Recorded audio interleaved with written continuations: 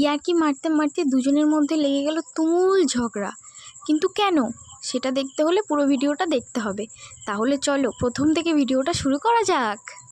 তখন বাজে 2:23, আর দেখো রাস্তায় কোনো লোক নেই, কোনো গাড়ি নেই। গাড়ি তো দূরের কথা, একটা পাখিরও দেখা নেই।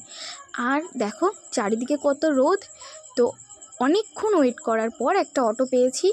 অটোতে করে ফার্স্ট বাজার পর্যন্ত যাব, তারপর ওখান থেকে চেঞ্জ করে আমি টোটোতে স্টেশন পর্যন্ত যাব। আর অটো কাকুর সঙ্গে গল্প করতে করতে দেখো আমি অটো চেঞ্জ করে টোটোতে উঠে পড়েছি, আর অনেকটা রাস্তা চলেও এসেছি।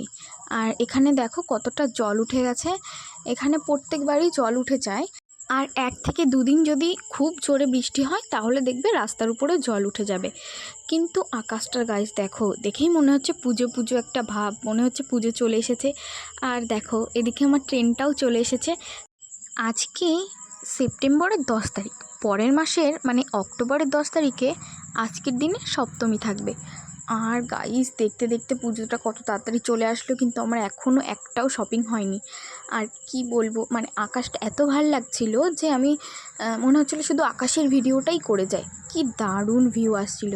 আর ওই দেখো যার সঙ্গে আমি দেখা করতে চলে এসেছি গোবরডাঙ্গায়, তার সঙ্গে দেখো মন দিয়ে ফোন ঘাঁটছে। দাঁড়াও গাইস দেখাচ্ছি মজা।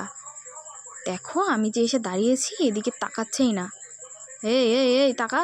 ও, এতক্ষণ পর হুঁশ হলো আমি এসেছি।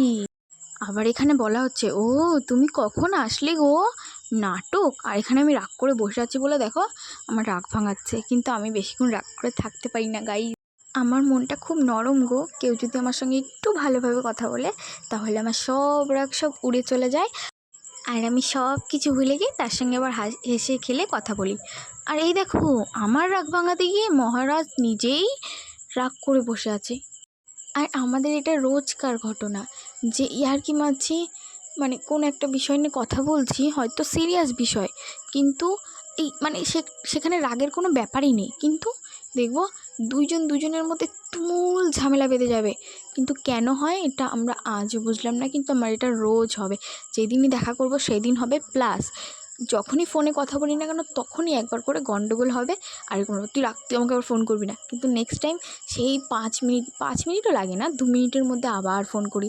ও ফোন করে আমিও ফোন করি, দুজনেই আর কি ফোন করে রাগ ভাঙাই। বাড়ি চলে এসেছি, আর দেখো আমি আর বনু যখন একসঙ্গে থাকি তখন আমরা দুজনে কী করি।